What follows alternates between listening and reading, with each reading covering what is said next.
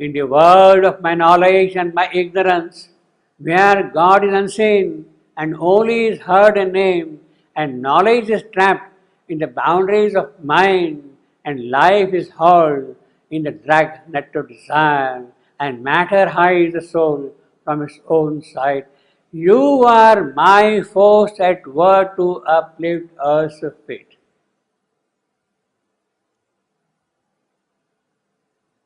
I have sent you for that purpose. I sent you for that purpose. You are my force at work to uplift earth's fate. For that purpose I sent you. Myself that moves up the immense incline, and it is I who is now climbing up the ladder of immortality. Between the extremes of the spirit's night and day. So, who is Savitri? She is his force at work to uplift earth's fate. And then, who is Satyavan? He is my soul that climbs from nascent night to life and mind and supernature's vast to the supernal light of timelessness. And my eternity hid in moving time. Eternity hid in moving time. That is what Satyavan is. Eternity hid in moving time. And my boundlessness cut the curve of space. Basically, he is my soul who climbs to immortality from night. It climbs to the greatness it has left behind, and to the beauty and joy from which it fell, to the beauty and joy from which it fell, from the transcendent. It accepted this condition. To the closeness and sweetness of all things divine, to light without bounds and life illimitable. Life illimitable. Shivananda is particularly fond of this adjective, illimitable. There are, I think I have counted somewhere, there are 19 occurrences of this word illimitable in Savitri. 19 occurrences of illimitability. We have already seen once or we see them again, you see. Taste of the depths of the ineffable sublime. See, he doesn't say limitless. See, illimitable has a different shade of meaning. It is not limitlessness. Taste of the depths of the ineffable sublime. Touch of the immortal and the infinite. And then he says, He is my soul that gropes out of the beast to reach humanity's heights to use and thought. That is the soul of evolution. He is what he is. And the vicinity of truth sublime. And then he, the Godhead, growing in human lives. Again, the evolutionary soul. And in the body of earth beings formed, he is the soul of man, climbing to God. In nature's surge out of earth's ignorance. So that is what Satyavan is. The soul of earth, the soul of evolution, on the way to immortality. And who is Savitri? Oh Savitri, thou art my spirit's power. You are the force, my spirit's power. The revealing voice of my immortal word who puts things into expression, which gives a concreteness to form. That is what the word is, concreteness to form. She is the one who gives shape, concreteness to the spiritual things. The face of truth upon the roads of time. What a lovely description this is. She is the one who is shaping the movement of time itself, pointing to the souls of men, the roots to God.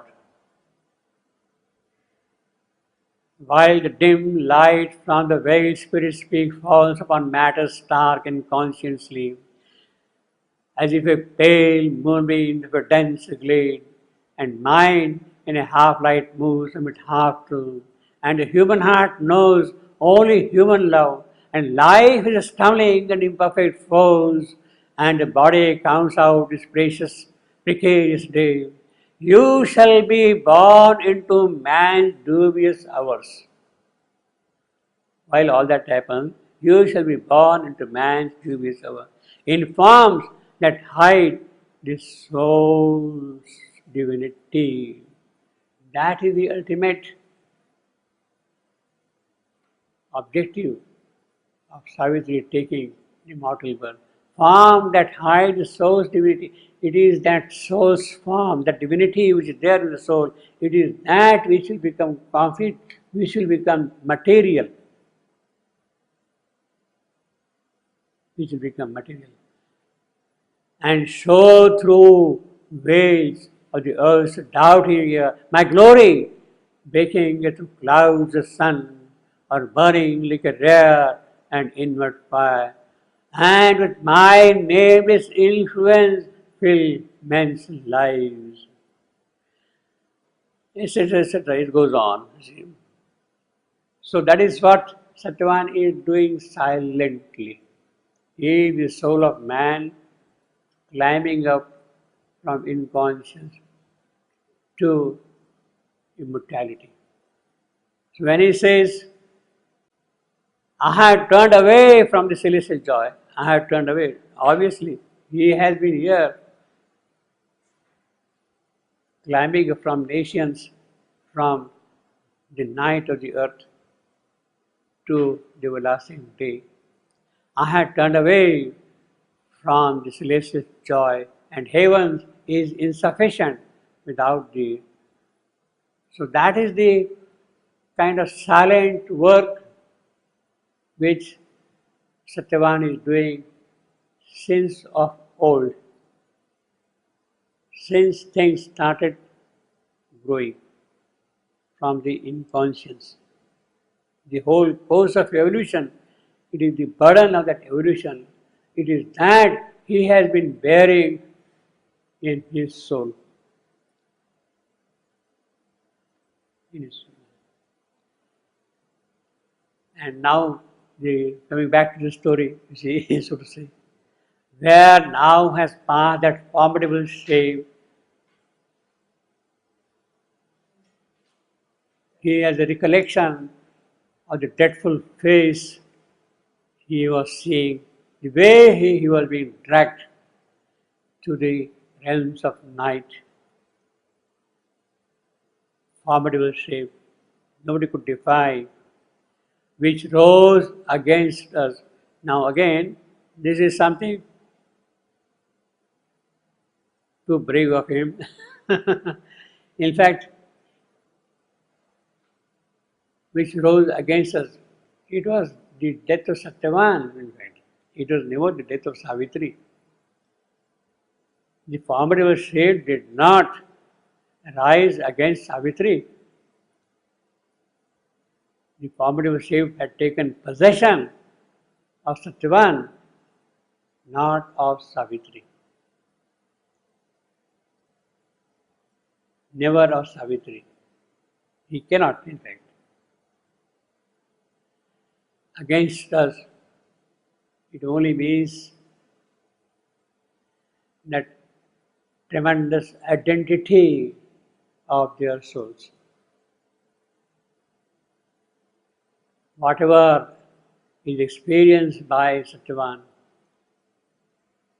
it is the same experience. Whether Savitri really dies or not, that is immaterial. But all that which happens to Satyavan, she experiences it. She experiences it.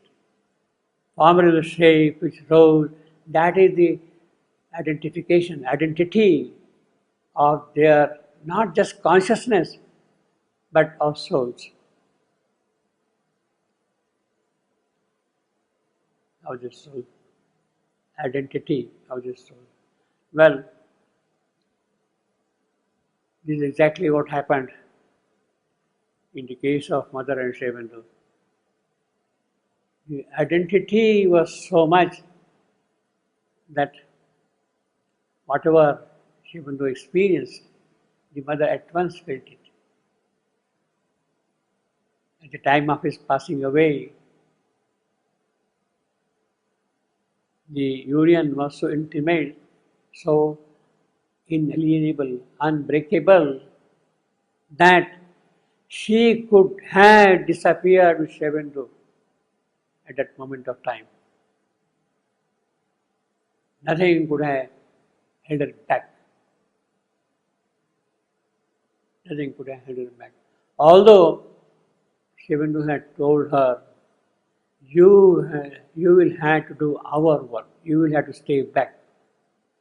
But their identity was so much that she could have just vanished along with him. The psychic oneness was so powerful. It is at that time we see really something great. Mother had told Pranab, who was attending her all the while, not to leave her even for a moment alone. And for 18 hours, 20 hours, 22 hours, he was constantly with her.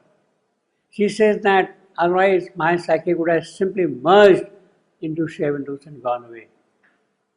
Some kind of thing was required to hold her back, and she reposited all that power in him to hold her back. In that sense, I will say, there was something greatly occult yogic in him to give our mother back for us. Something great about him, which rose against us. That is the identity they had. So when Satyavan is dying, it is Savitri who is experiencing and feeling all those things. The spirit of the void. So, who is that formidable shape? It is the spirit of the void. In other places, he embodied nothingness. He embodied nothingness,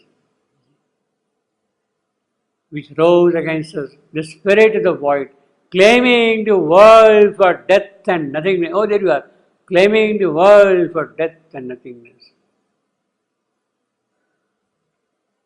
The spirit of the void. Now, there is a very subtle difference. Formidable shape, embodied nothingness, and here the spirit of the void. It is kind of a concreteness, spirit of the void.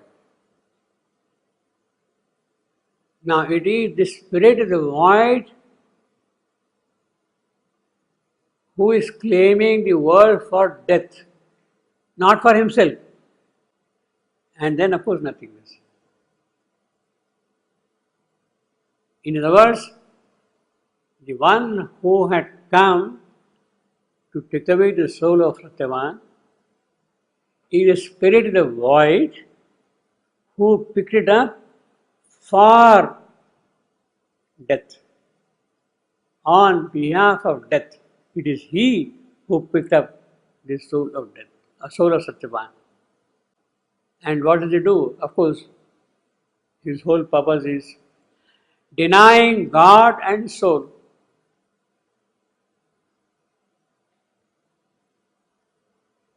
Or was all a dream? Now Satyavan is giving a few alternatives here. See, we have here basically formidable shape, embodied nothingness, spirit of void, death, spirit of void claiming the world for death and nothingness. And his purpose is to deny God in this creation.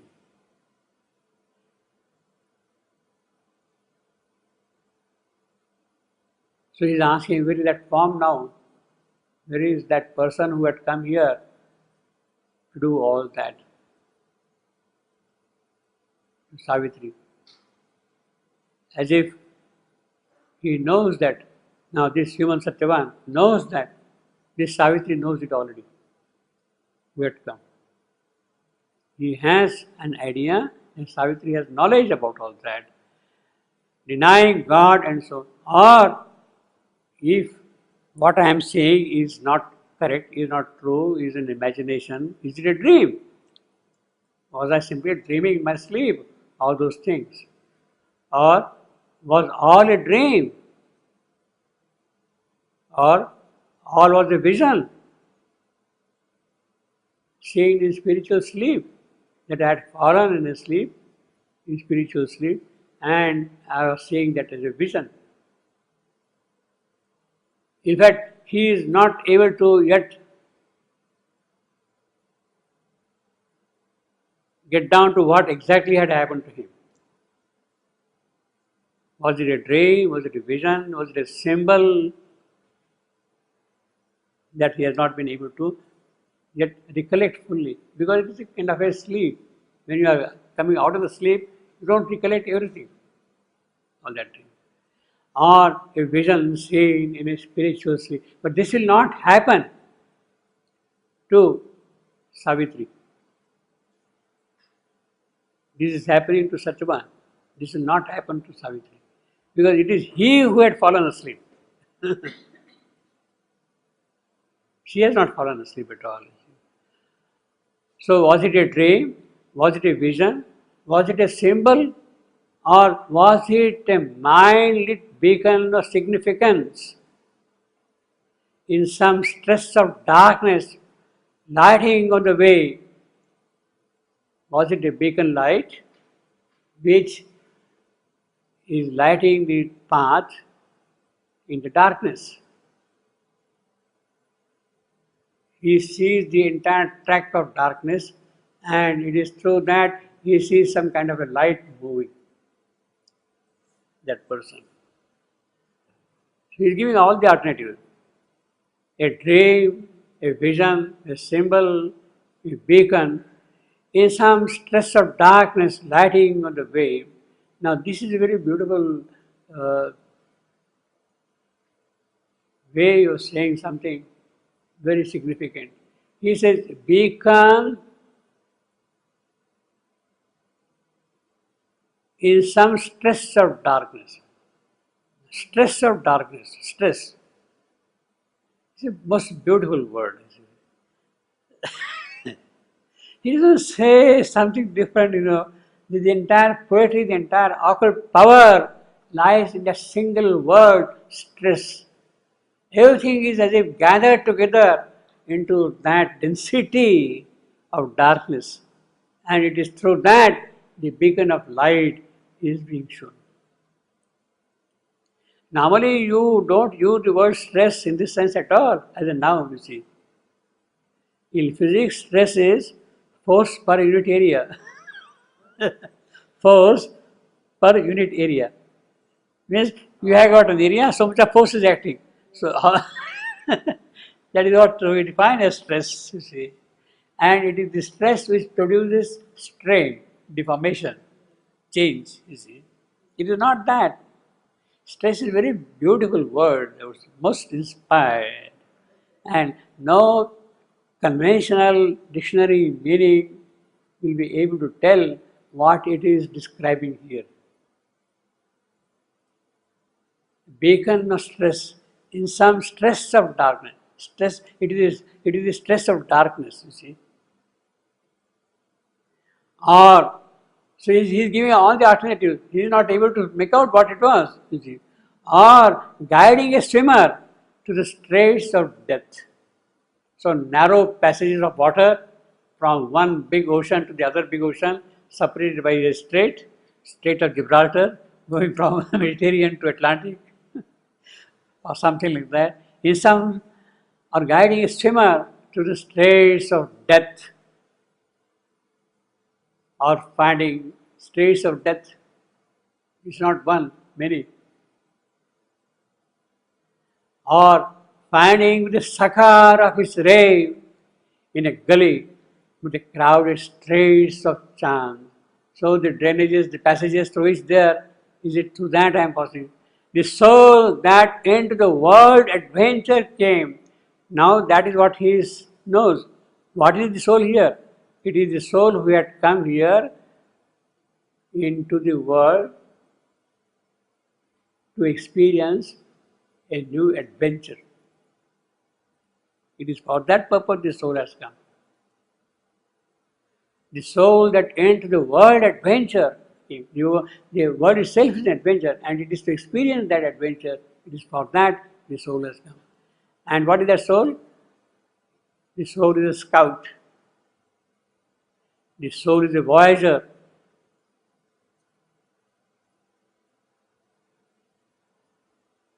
Soul is a scout. Now, scout is one who goes and explores the enemy camps.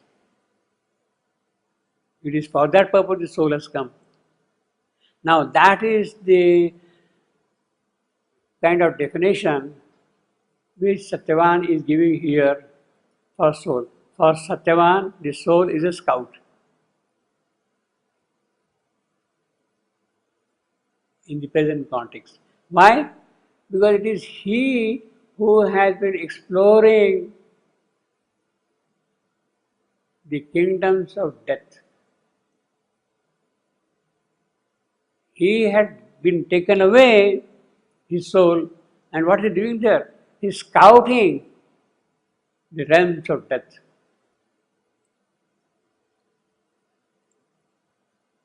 He is exploring whatever death is going, but he is also seeing all those details of the place to which he is traveling. A soul and a voyager from eternity. Well, he has given so many alternatives, he is uncertain. You see, he is uncertain. Because he is still kind of half asleep. And I don't know, even if he wakes up fully, whether he would be able to recollect everything the way in which Savitri would. You see, he would not. And then naturally, Savitri replies, but she replied, our parting was a dream. We are together. We live, oh Satyavan. He has said here, no? You have brought me chained, love chained back, you see.